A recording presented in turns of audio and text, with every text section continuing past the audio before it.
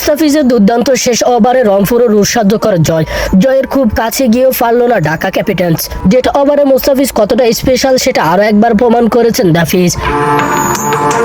এমন ম্যাচ দেখার পরে শুধু ঢাকা ক্যাপিটালস নয়, কলকাতা নাইট রাইডার্সও আফসোসে পড়বে।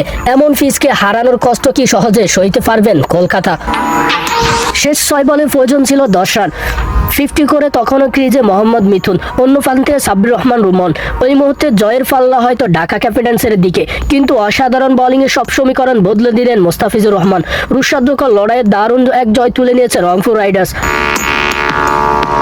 রান করে শেষ ওভারে অপরাজিত ছিলেন মোহাম্মদ মিথুন। প্রথম বলে সিঙ্গেল নেন তিনি, পরের বলে ডেলিভারিতে স্লোয়ার ইয়র্কার করেন মোস্তাফিজ, কোনোমতেই ঠেকিয়ে দেন সাব্বির রহমান রুমন। পরের বলটি ছিল কাটার, সাব্বির ব্যাটে লাগাতে পারেননি।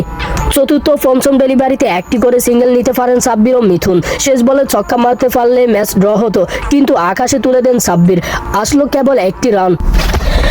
সাব্বিরের আর কি করার ছিল, কারণ বিশ্বের নামি দামি ব্যাটাররা এই স্লোয়ারের কাছে পরাজিত হয়, নামটা যে মুস্তাফিজুর রহমান।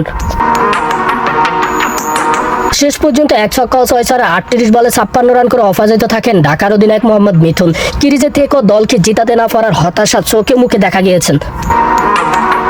টস হেরে ব্যাটিংয়ে নামা রংপুরের ওপেনার কায়াস ম্যাচ 2-4 ও 11 বলে 11 রান করে তৃতীয় ওভারে বিদায় নেন কায়াস ম্যাচ। পাওয়ার প্লে শেষ ওভারে জোড়া উইকেট হারায়। আক্রমণে এসে প্রথম 2 বলে লিটন দাস ও তাহিদ হৃদয়কে ফিরিয়ে দেন জিয়াউর রহমান। আফগানি পেসারের ওভার হেডটিক ঠেকিয়ে দেওয়া মাহমুদুল্লাহ রিয়াদ ও ডেভিড মালানকে নিয়ে 30 রানে 3 উইকেট হারানো দলের হাল ধরেন। ধৈর্যশীল ব্যাটিংয়ে তারা দুজনে গড়তে থাকেন জুটি। ম্যাচের প্রথম ভাগে ব্যাট হাতে আলো ছড়ান মাহমুদুল্লাহ রিয়াদ, চাপের মুখে দায়িত্বশীল ব্যাটিং, 7-4 ও 41 বলে 51 রান করেন তিনি জিতে নেন ম্যাচ সেরার পুরস্কার। অথচ এই মাহমুদুল্লাহ রিয়াদকে নিলাম থেকে কেউ নেওয়ার আগ্রহই দেখাননি।